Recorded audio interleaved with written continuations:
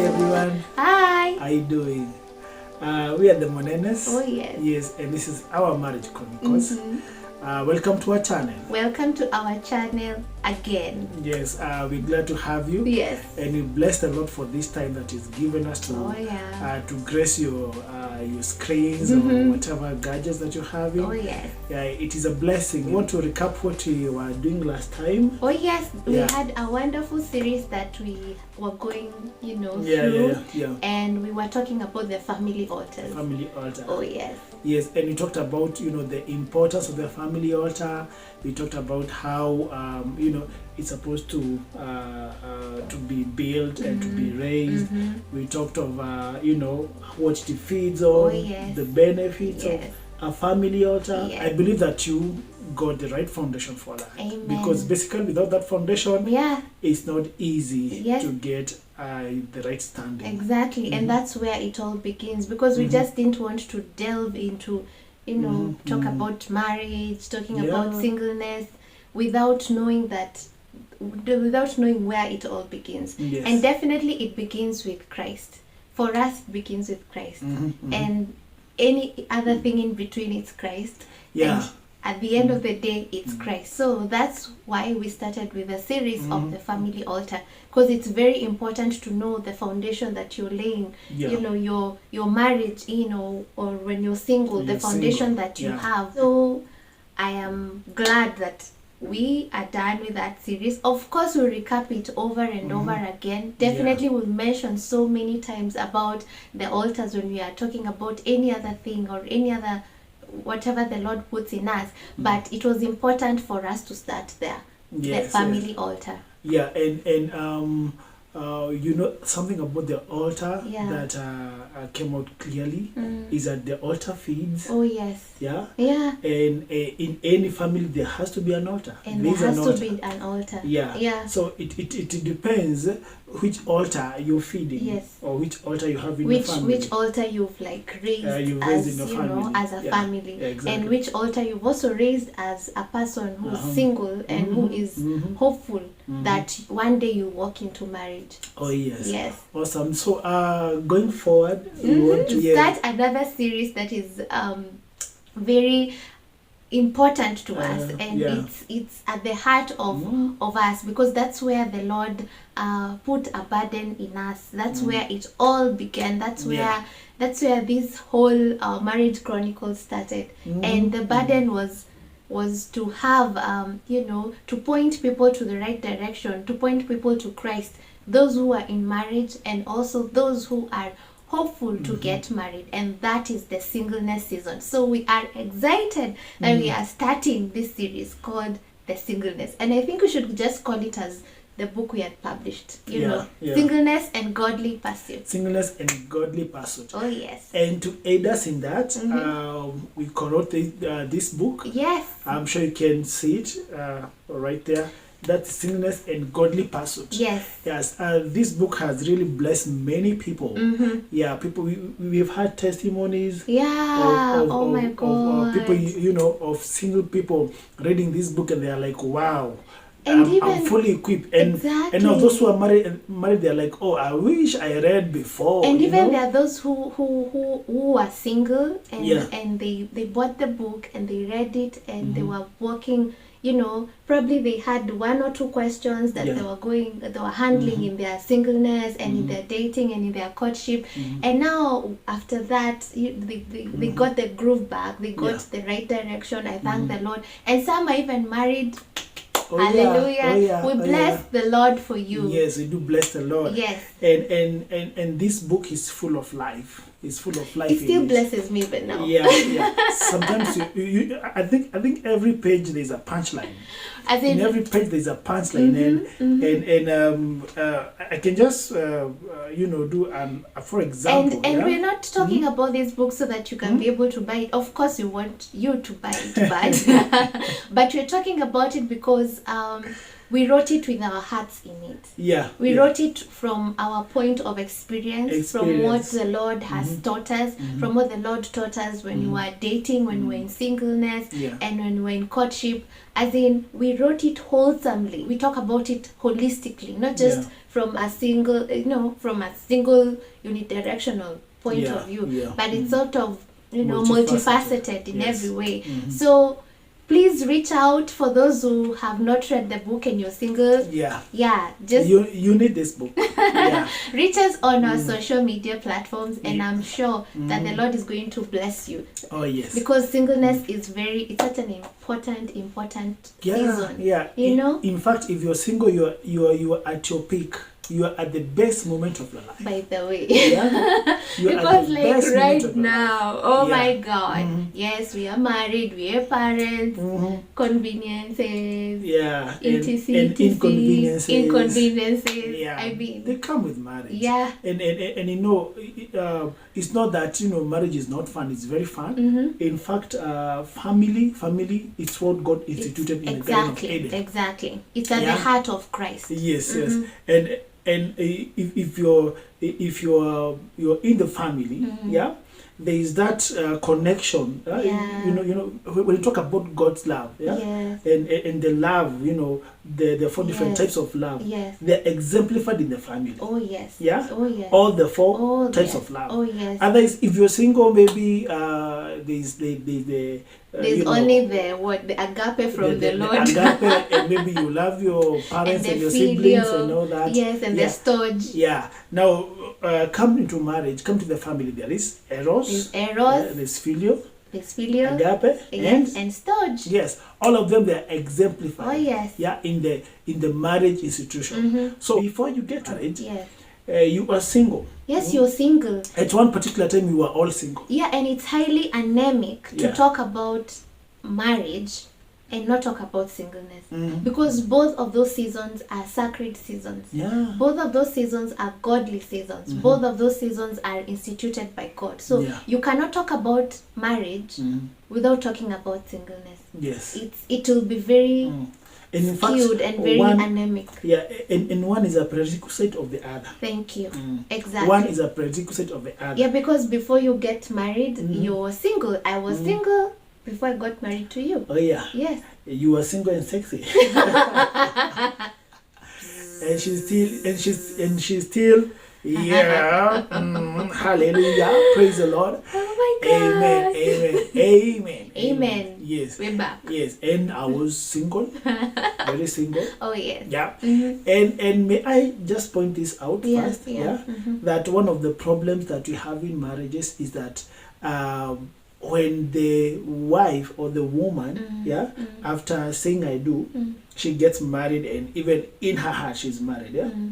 The problem with men is that even when they are married, in their minds they're still single.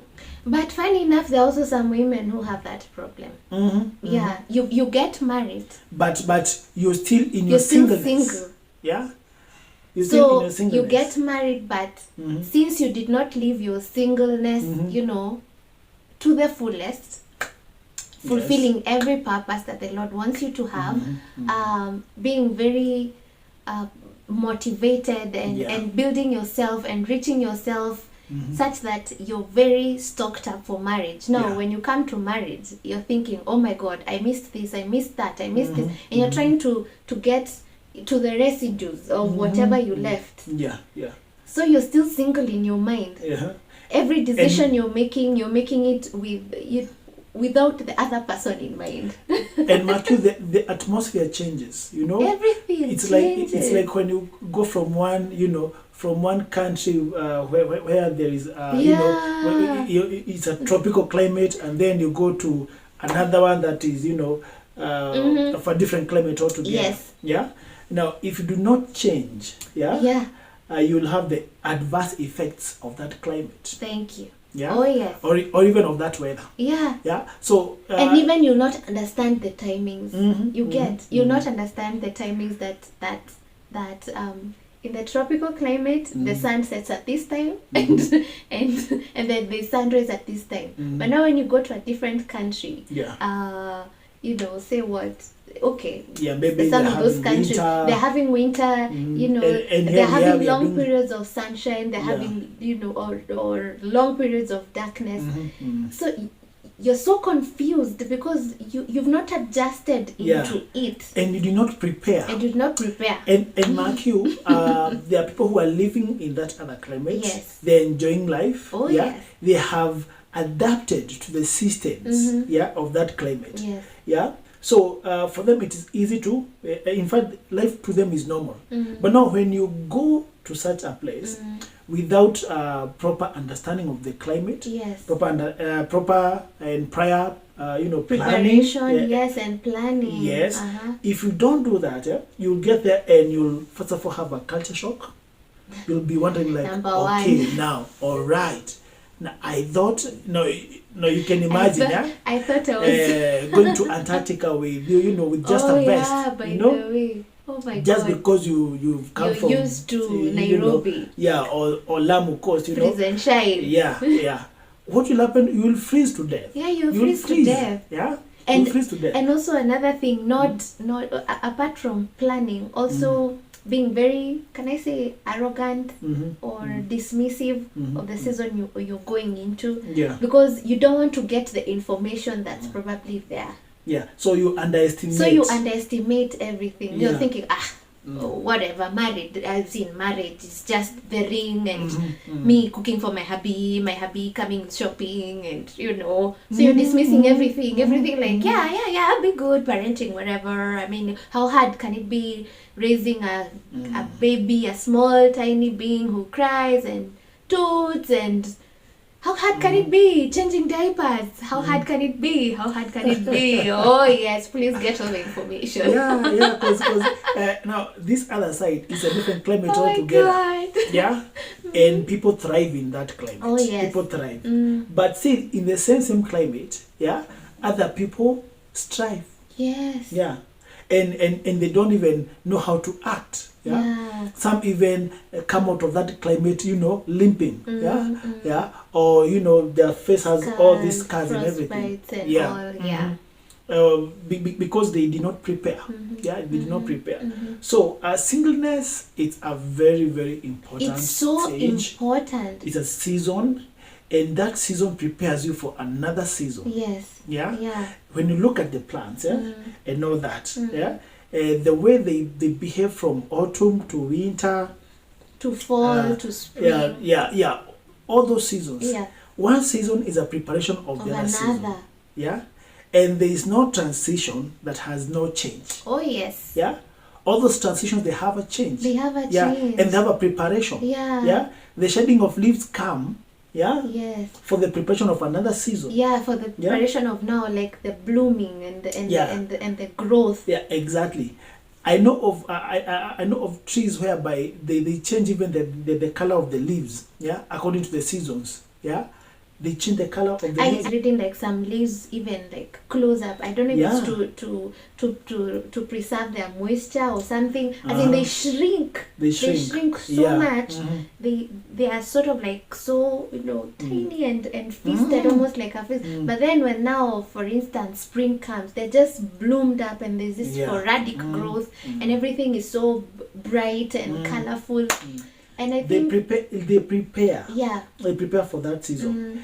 And that's why those trees, they always give fruit in and out of season. In and out of season. Hallelujah. They'll always give fruit. Oh yes. Because they prepare. Because they prepare. And those are trees, my friend. What about humans? What about we? What about we? We who are in the image of God. Who are created with the facet of, you know, the spiritual side, the soul, the body, the mind, everything like God. Yes. Yeah. And given all dominion. Yeah.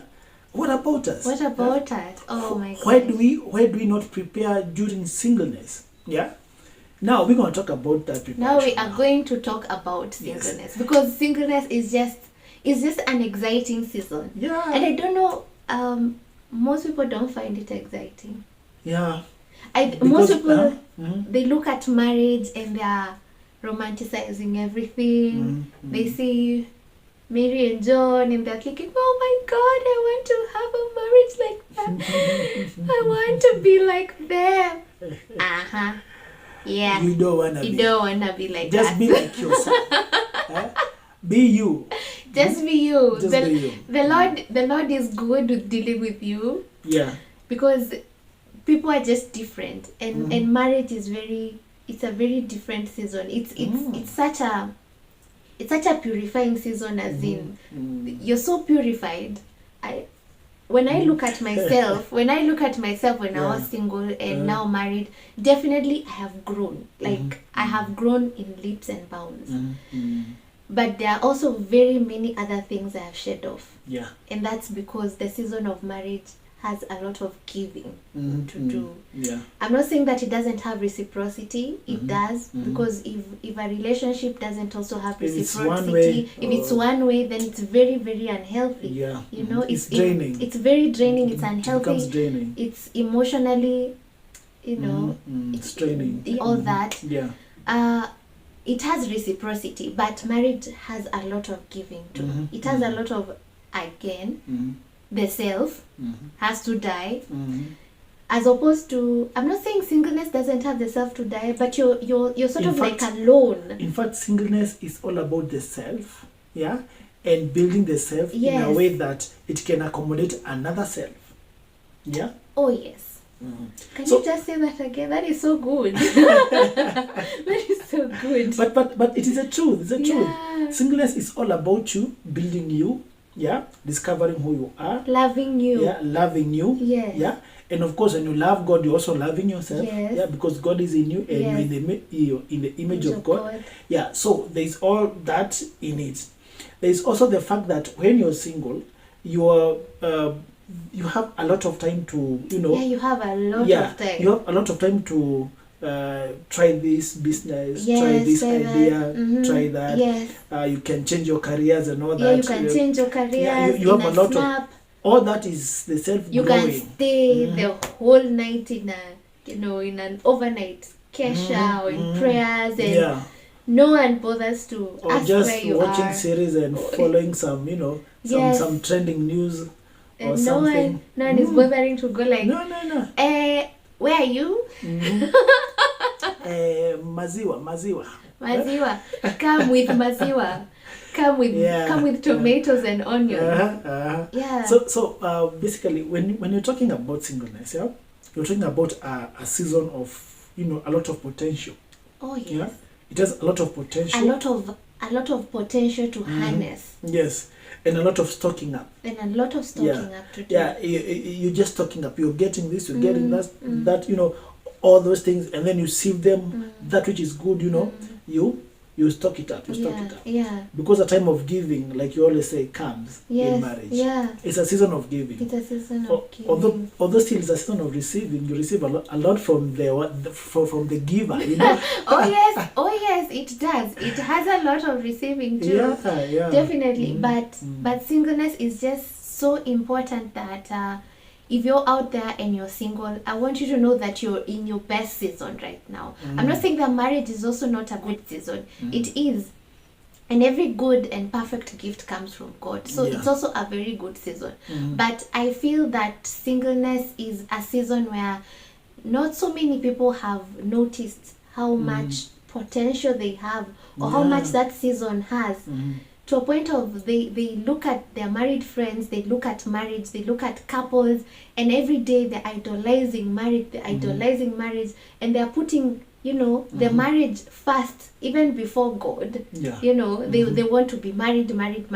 Every date they've already built, especially ladies, they've already built this full-fledged castle which has lots of children who are crying, and they're even looking at themselves on the foyer, sipping coffee or tea, growing old with this guy, and probably even this guy has zero interest, or maybe he was just saying hi, or maybe he was just interested in the hair, your hair looks nice, but already she's idolized marriage so much, to a point of even a period of staying alone. If you tell someone that you stay alone, be comfortable just being alone, no, No, I can't. So you find that this person is going through a cycle of breakups, as in you're getting hooked up today, after 3 months it's not working out, break up, you rebound with another breakup, you rebound with another breakup, and it's because this person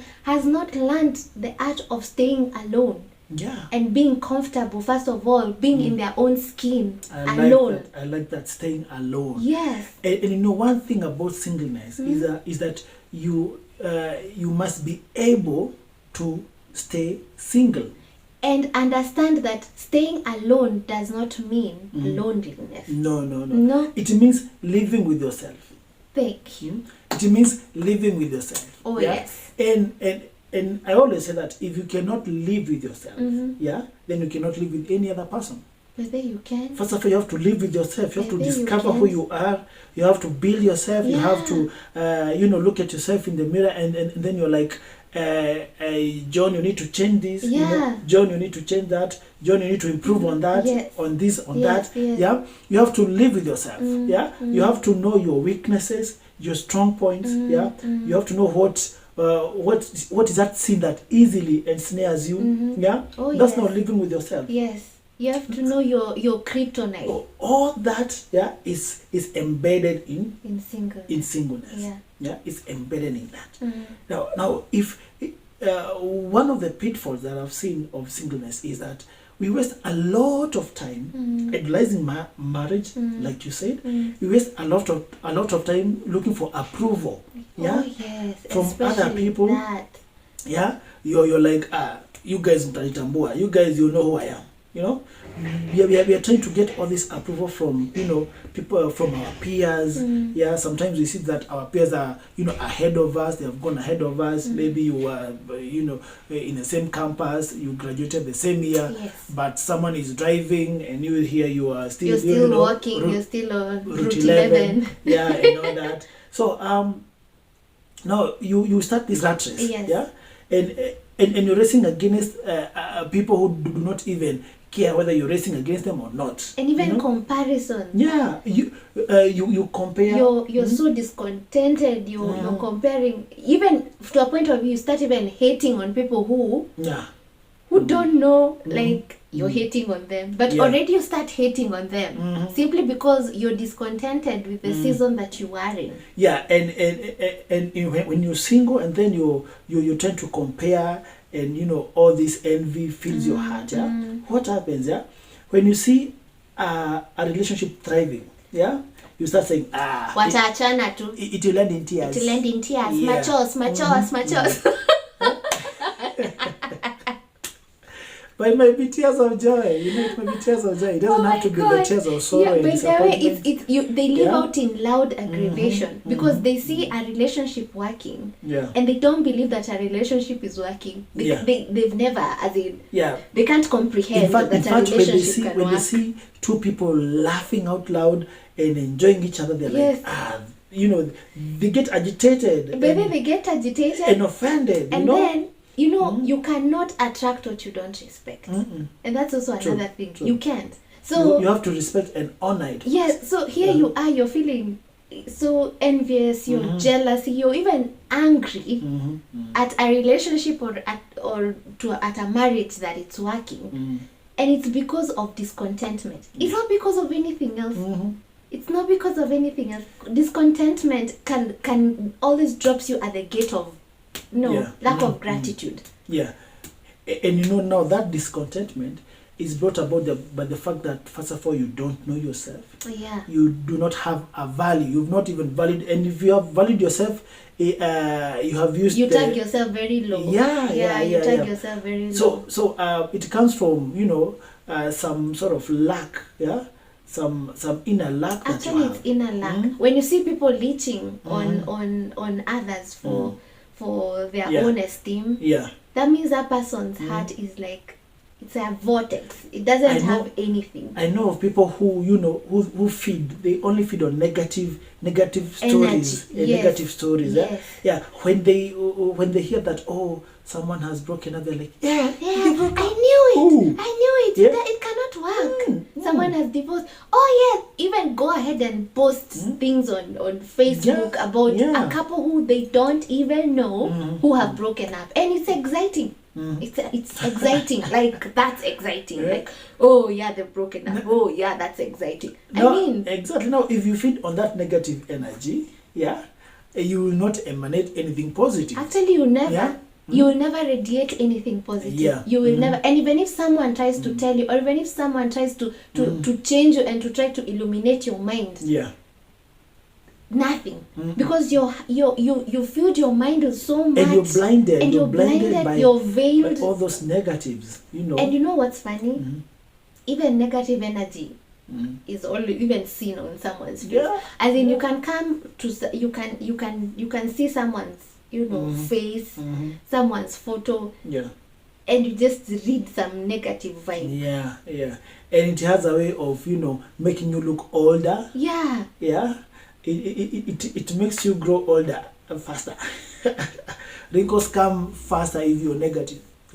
So you better love people. Whether you like them or you don't, just learn to accommodate them. And love yourself too. And love life. And love life, and love yourself too. Love yourself to a point of you don't look at someone else for your worth. You don't look at someone else for your someone else's opinion about you does not validate you or invalidate you. No, you know who you are. You know who God made you. You know where you're going. You know your direction. You know who died for you. You know who loves you. You know who cannot, no circumstances on earth. You know your worth changes. The love He has for you. So when you know that, I mean, as a single person, you walk in your head. Above your chin, above your neckline. I mean, as in the sense of you're walking, and someone can read this oomph and this confidence oozing out of you because you know who you are. And I think there's nothing as beautiful as the gown of confidence. When you wear confidence, man, it's attractive. Confidence is attractive. But now, confidence is, you cannot fake confidence. Now, that's the thing. You cannot fake it. It has to come from within. It has to come from within, and from within it depends on what you've been feeding on. What you've been feeding. And what you've been hearing, and what you've been listening to. And the self-talk, what it entails. And the self-talk, what you've been telling yourself. Oh my God.